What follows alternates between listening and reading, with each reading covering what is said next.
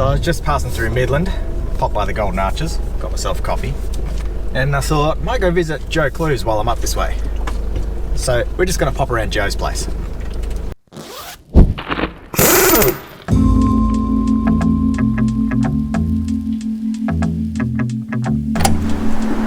Well, you said we were just going around the corner, Alex. It's a third iced coffee and I've needed to for 2 hours. Yeah, Joe lives near Yalgoo. Jesus Christ. Hope you took a weekend off. Oh, lucky I did. Ba-dum, ba-dum, ba-dum, dum. That's a bit funky, isn't it? I wonder how many of you are thinking, I'm on the wrong tube site right now. Go on, make a comment. Best one gets pinned to the top. Anyway, where are we going? Melangata Station. This is where Joe Clues lives. She's a bush cooking extraordinaire and fellow contributor to Western Four-Wheel Driver magazine. The closest thing to Melangata Station would be Yalgoo, which is halfway between Geraldton and Mount Magnet. A long way from Perth. Well, 5 hours. It's not too bad. It's not going to kill us, but we won't get there just talking about it, will we? So let's get on the road.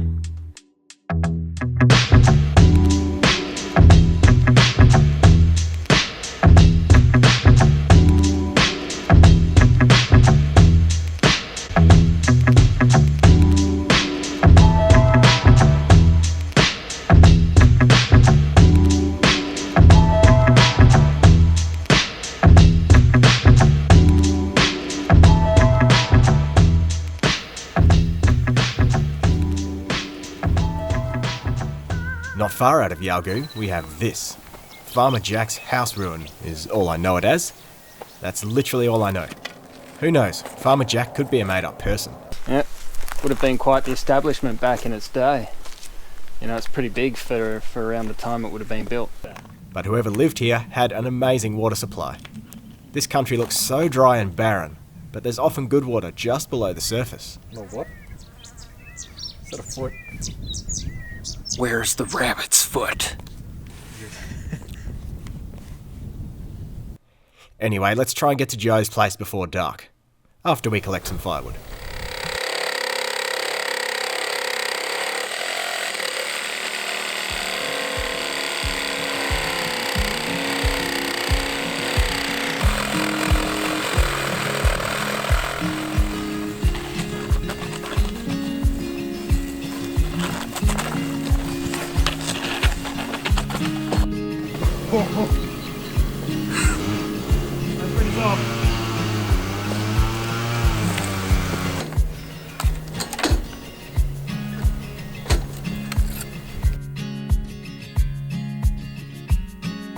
And here we are.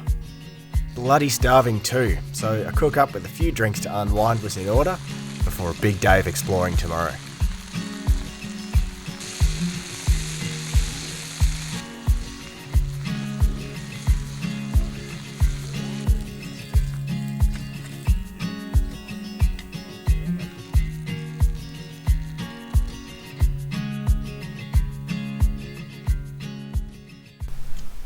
Way too distracted by this gin. So this is breakfast at Melangata, day number 1. We rocked up at just after 6 last night, but it wasn't dark, it was dim. Had a bit of a cook up on the fire pit, and this morning we're going to go over to the homestead, meet Jo at 8:30, and she's taking us on a bit of a tour out around the wildflowers and some, I think she mentioned amphitheatre, so we're going to see what's around the station. See you then. Jo and Ken run Melangata as a station stay. They still work sheep on the property, but they're working hard to restore the land to its natural state. Jo runs the homestead as a bed and breakfast, but they also offer the type of camping we all love, with the added niceties of hot showers and flushing toilets. Time to go see the station, and here's the lady that owns it. This is Jo Clues. How you doing, Jo? Oh, I'm good, thanks, Alex. How are you this morning? Yeah, good. Where are you going to take us? We're going to go out to a place that we call the amphitheatre. We're also going to have a bit of a look up on top of a beautiful big rock that gives you a lovely view out over the landscape. Nice. And we are going to go frolicking through a field of flowers. Ooh, frolicking. Yes. That sounds like fun. Jake, you going to get naked and frolic? I didn't say anything about naked, guys. They're not that tall. Okay, nothing. And then potentially we'll go down and we'll inspect the old rabbit-proof fence, which is where Ken's working at the moment. Ah, right. Okay. Yeah. Is he trying to stop the rabbits from coming through? No. Bigger things than rabbits now. It's the dingoes that we're trying to stop coming through. Yeah. Yes. So for those of you that don't recognise Joe, Joe does camp oven cooking. Have been doing it at the 4-wheel drive shows for, was it 10 years? 10 years now, yes. I think this is we were adding it up last night. This will be my 10th year there. Nice. Which, yes, Cool. quite a long-lived career, which has been great. Yeah, I've always enjoyed watching your cooking demos up there on stage. Well, that's good because I enjoy doing them as well too. Smell of the food and the heat beads wafting through Yes, the showgrounds. That's right, yeah. We can find Joe Clued Up for Cooking, isn't it? On Yes, that's correct. Instagram. Correct, yes. Clued Up for Cooking on Instagram and YouTube. Yes. And then on Facebook. Facebook, it is Joe Clue's Camp Oven Cooking, and I also run a Melangata Station Stay Facebook page as well. All right, so if you didn't catch those up there on the screen, I'll put them down in the description, all the links, so you can check them out. Let's go and explore. Sounds like a good idea to me. What we're embarking on now is the self-drive tag-along tour offered by Joe. That's why the sign says restricted area. You're about to get a glimpse of what is absolutely worth the extra small cost of a tour. This is where we've just had our flock of sheep come in this year. About 5-6 weeks ago, they got rather badly attacked by the wild dogs, and so we brought them all in to have their lambs in the yard that's back at the house. So that was a bit of an effort. We had to feed them every day, but hopefully, so long as we can keep the dogs away from them now, we will have had quite a successful lambing. Okay, you know how much I love bush tucker and bush history. Well, Joe knows a bit of the bush tucker out here, and she's showing us some. So on Melangata, we do have just a few of these beautiful old sandalwood trees left. Unfortunately, back in the day, they were highly prized, and the sandalwood cutters would come through and just rip them out. This one here, I believe, has been here for many generations, and it is actually a parasite. So in summertime, when everything else is really, really hot, you can feel the leaves, and the leaves are actually really cool because they don't transpire. So this is a sandalwood, or a member of the santalum family. It's the same family that the quandong tree is in as well. So it actually has these amazing nuts on it. So these nuts here, you can harvest them, and inside that hard shell you've actually got this kernel, and that kernel there is edible. It's very high in fat and nutrients, and they are absolutely delicious toasted with a little bit of salt bush as well too. So that's your first little bit of bush tucker. So if you're ever out in the bush and you see a tree similar to that one, it will either be a sandalwood or a quandong, and both of them have edible kernels inside the nut. This is only a small branch, but there's in my olfactory system. More similar to an almond, cross between almond and coconut in texture, coconut flesh. Pretty flavourless. Yeah. But it leaves an aftertaste. But there's quite a lot there to keep you going. That'll keep you going throughout the day while you get a handful of those, and you would certainly be able to keep yourself going if you found yourself in an emergency and there happened to be a very convenient sandalwood tree hanging around with some nuts underneath. That's it? Yeah. Nutty. Descriptive.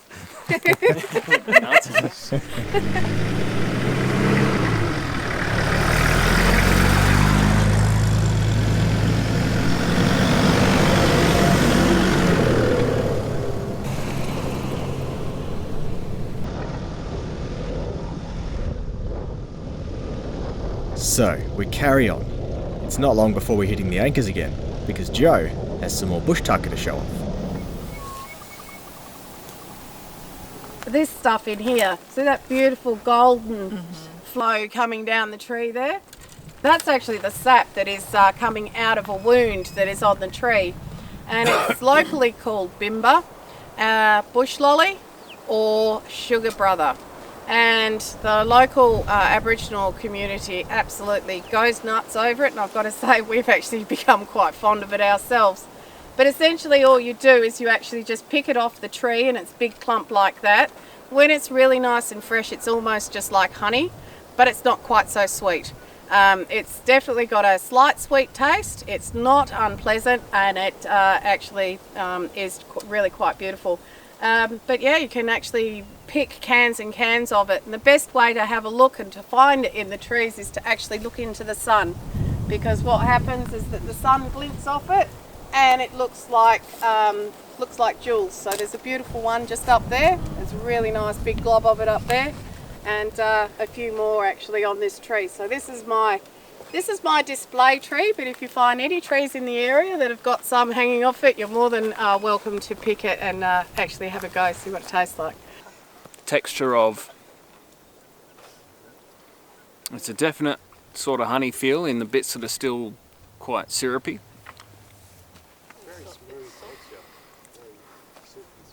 It is, isn't it? It's almost like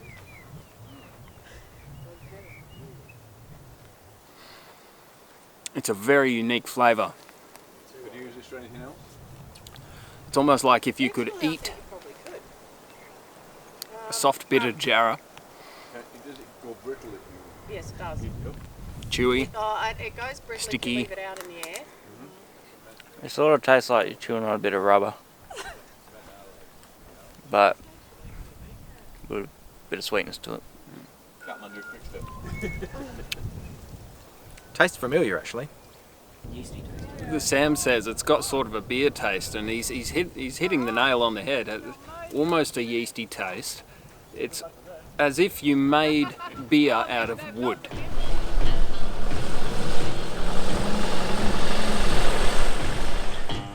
A little more travel takes us deeper into the station.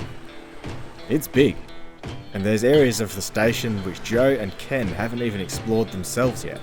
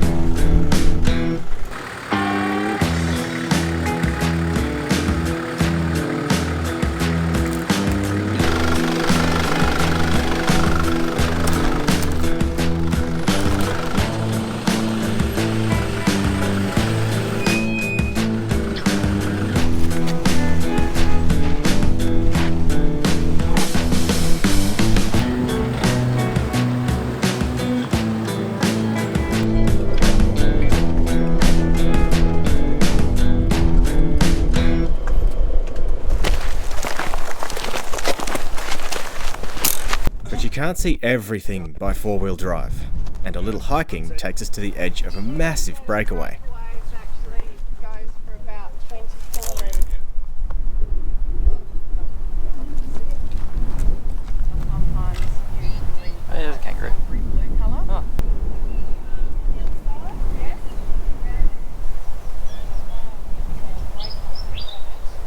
Okay, this here is actually one of the most poisonous plants that we have in this region.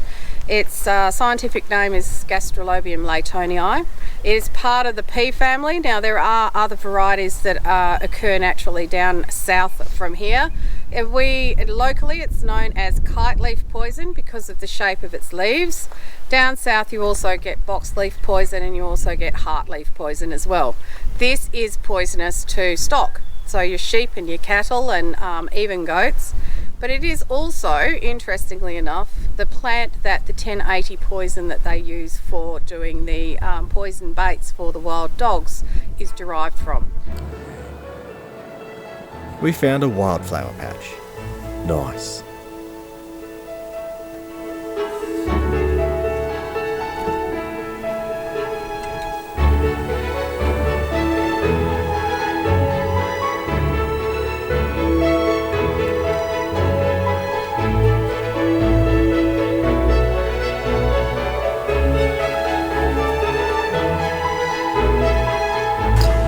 we've done our little tour now. And we stopped just on top of this breakaway and had a bit of lunch cooked on a little campfire. Now we're going back to the homestead and we're going to do some cooking with Joe. So I don't know if what I film will appear on this channel. If it does, boom, here we go. If not, I'll link you in and you can see what we cooked. See you there. I think everyone enjoyed a chilled afternoon sitting around the campfire while Joe and I created a couple of videos for her own channel. She cooked an amazing yet simple chorizo pasta. Does it taste as good as it smelled? Mate, have a taste. I'll feed you. Alright. Smell that, everyone. Followed by an equally amazing and even simpler 3-ingredient fruitcake. If you want to see the full cooking videos, make sure you're following Joe on Instagram and YouTube. You'll also see these on Western 4-Wheel Driver, so make sure you're keeping an eye out there as well.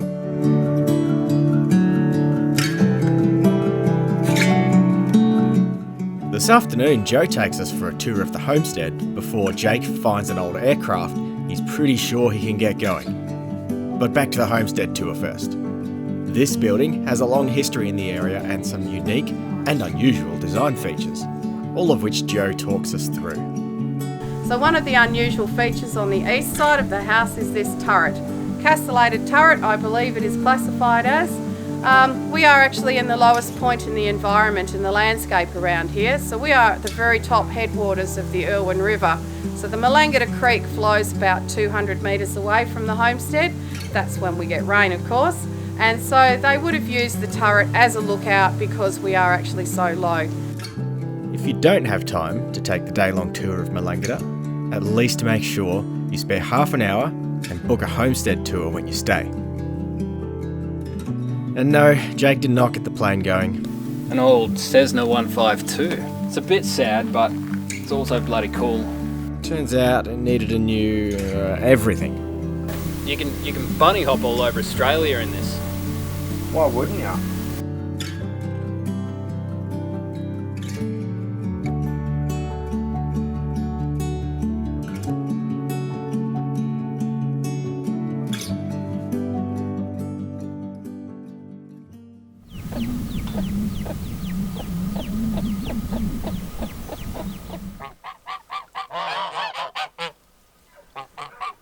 So last night we had the biggest curry cook-off. I didn't film any of it because it was pretty flat out, hey Taylor? There's just people running around like headless chooks. There was so much curry. We had Taylor over there cooking one, Sam next to him, then we had about 4 pots around the fire here, and then a big rush to the toilet. And I've got like 4 curry meals left over, so that's how that night went. But today, Going for a drive off station, and that's about all I can remember. nice work. Yep, so as you can tell, Alex does the trip planning.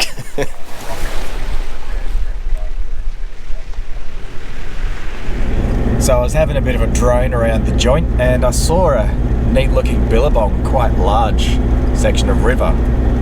So that's going to be our first stop. We'll go and see what that's like.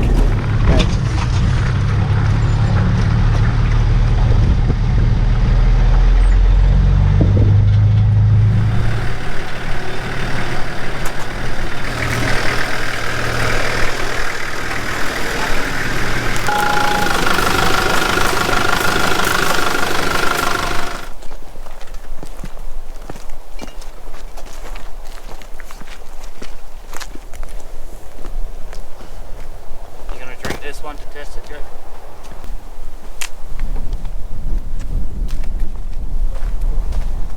Gotta have knees to do that.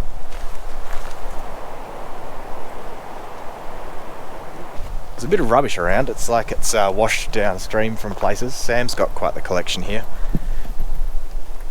A bit of VSOP, a golden bottle, gigantic tin of Milo. Oh, it's got contents. And then this little plunge pool. This would be a pretty cool waterfall.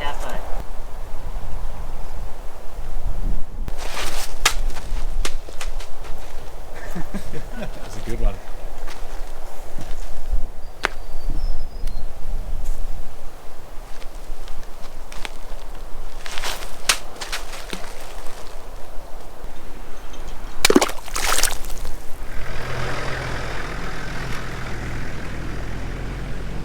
The next stop is Dalgaranga homestead.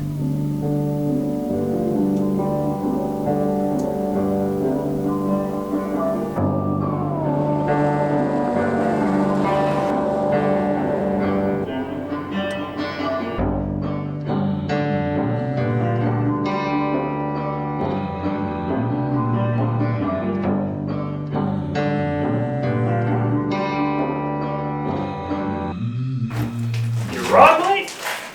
What are you doing there? Close the door.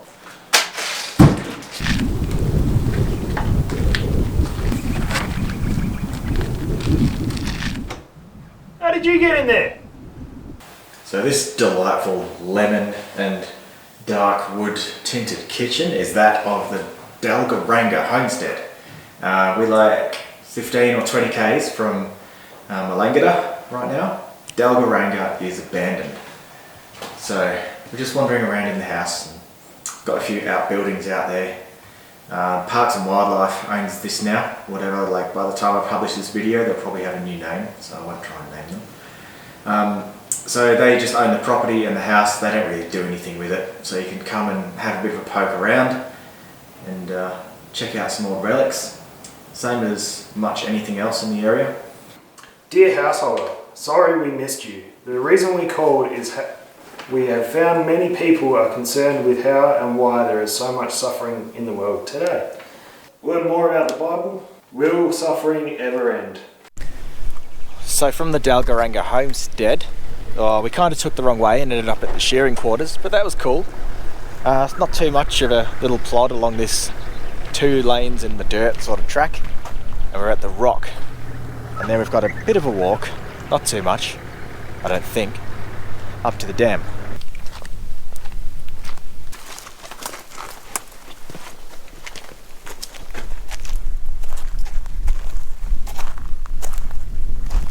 I have no idea.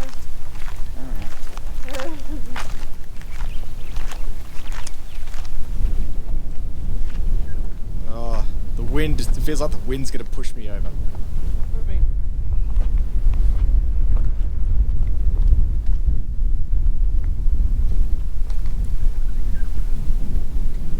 $99, $100, $130. Oh no, 3's all I've got. Let's deliver you some true facts. This is a dam. Well, it used to be. As we found out, inscribed on the wall further up there, it was built in 1919 by station owners at the time. And it's pretty big. It's a sizable piece of wall. And then this travesty occurred. There was a big storm. I think it might have been sometime in the 90s. Could have been 80s, could have been 70s, could have been thousands. I don't know, maybe I'll even let you know the real date. But a storm came along and busted out the wall. As you can see, there's pieces of wall sort of pushed all the way down the hill, so would have been a pretty decent spectacle when that went down. Though I'd say they were probably asleep over in the homestead when it happened. Just heard an almighty boom maybe. Came out in the morning and all their trees were flattened. Yep, so that's the true story of Dalgaranga Dam. Yeah.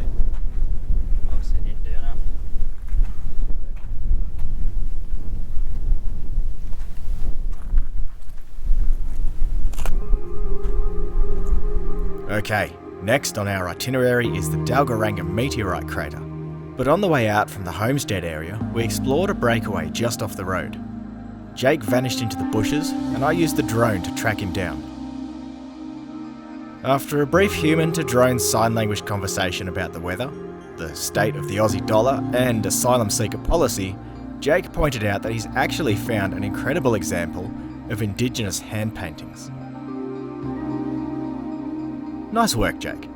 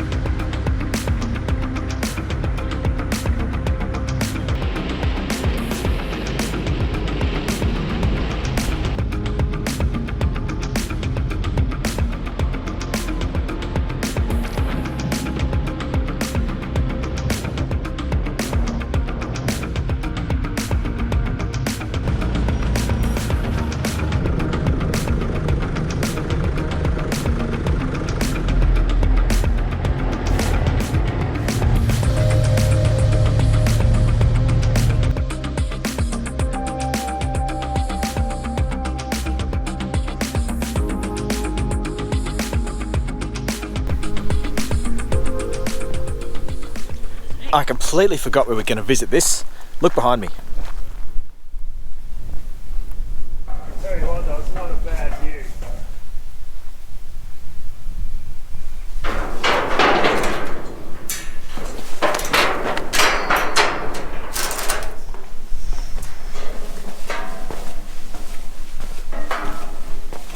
Speculation time. What was this place? This is where they designed the PlayStation game Metal Gear Solid. Right. I see that. We're formulating ideas. See the pile behind me? It's really nice aggregate. Maybe it's just a rock crushing plant to make road aggregate for roads around here. Tell me what you think. By the way, this is somewhere between Melangata and the Delgo Ranga meteorite crater. Right next to the road, so very easy to find. I might even give you a waypoint. Link in description. I'll give you a waypoint. It doesn't shine as well on camera as it does IRL in real life.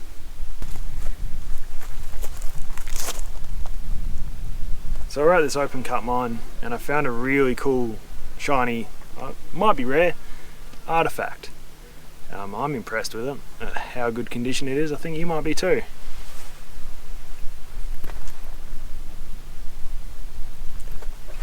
Right, so the deal is, make an offer, doesn't matter what it is. Think of the wildest thing, but you have to follow through with it.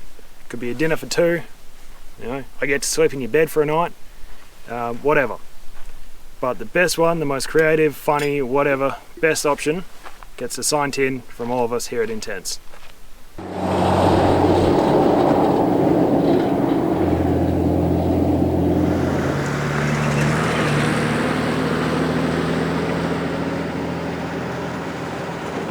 Okay, are you ready for the spectacle? The amazing, wonderful Dalgaranga meteorite crater. I could have dug that in a day. This one here? It says enough. Sam, first impressions of the crater. It's a hole. So Dalgaranga crater here holds a very special title. Smallest meteorite crater known to man in the world. 25 metres diameter, 5 metres deep. Discovered by an Aboriginal stockman in 1920 who was riding his horse on a mustering operation and nearly fell in. Okay, there's Dalgaranga meteorite crater. Now it's time to go back to camp at Melangata, 45 minutes away, and Taylor's going to cook up something special. What have you got, Taylor? Ribs. Because we're at Jo Coy's place and she is a queen of campfire cooking, I thought I'd show off me ribs.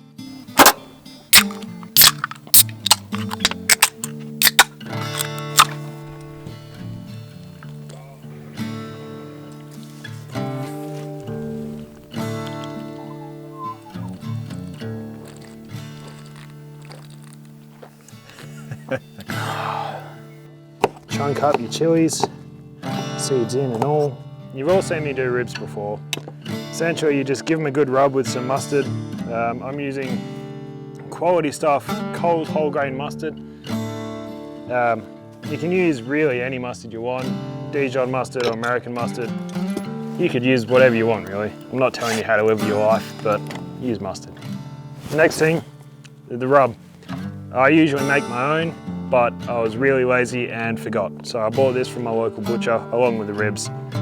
I hope it's good because it cost almost 10 bucks for a 150 gram pack. So we'll soon find out. Guinness usually goes in these. I'm trying something new and I really hope it doesn't bugger up. Last step before you put it on the fire is sauce. Last time I did this, I just used Coles brand sort of stuff. Now it's one I found in Woolworths called Stubbs. Looks pretty good. Gonna give it a sniff and try. Smells pretty good. And just about half the bottle. Rightio, last step, put it on the fire. Now I've made a flat spot next to the fire because I don't want them to cook too quickly. When there's a few more coals, we'll stack them around the outside and cook them that way.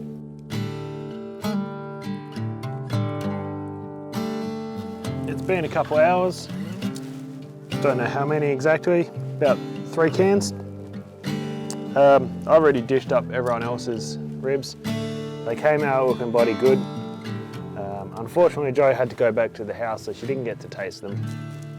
But it's as simple as leaving on the fire, checking it every half hour.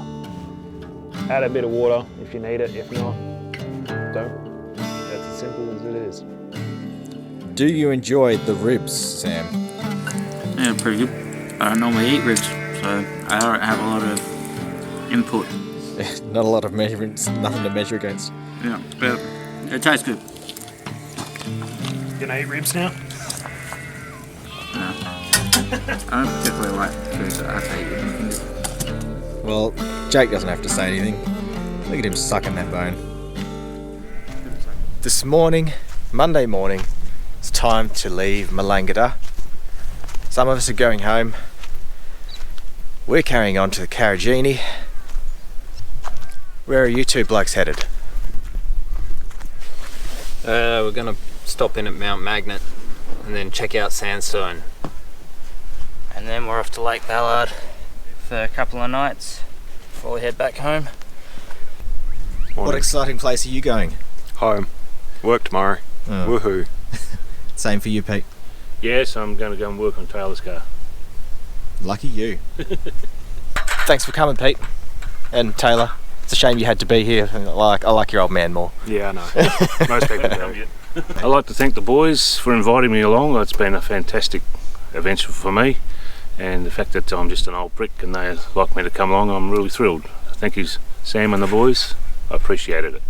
So, Melangata Station, give Joe a call, make yourself a booking, come and camp here, and definitely do that station tour. That was awesome, maybe even the highlight of the whole weekend.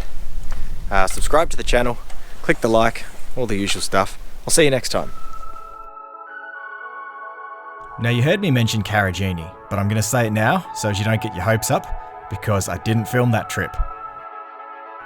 Yep, for the first time in I don't know how long, I went for an adventure and I didn't film it. I did take photos though, so if you want to see some of them, go over to Instagram, that's where that sort of stuff lives. And finally, thanks to the following top tier patrons for all of your help and support. If you want to be part of the Patreon crew, make sure you follow the link at the end of this video.